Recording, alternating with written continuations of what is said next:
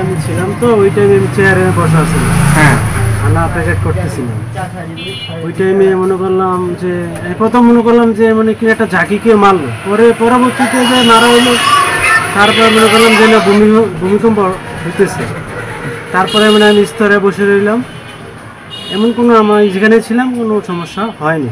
ভূমিকম্প হয়েছে জোরে সোরেই, আমরা এনে লাফালাফি নামিয়ে দৌড়িয়া পলাইতে লইছি। এই বিল্ডিং ধরছে ফাটল, এই যেটাই। তারপরে মানুষ চতুর্দিকে মানুষ ছুটাছুটি করছে না। আপনি কই গেছিলেন? আমি তো এই দোকানেই, আমি তো দোকান থেকে গেলাম। আমি তো চিন্তা করছি যে এনে বিল্ডিং এদিকে বিল্ডিং বলে যাবো কোন দিকে। এই জায়গাটা না ফাটল,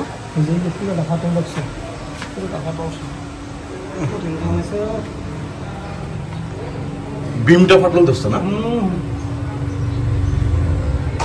পাইলের একটা অংশ, এটা পাইলের একটা অংশ।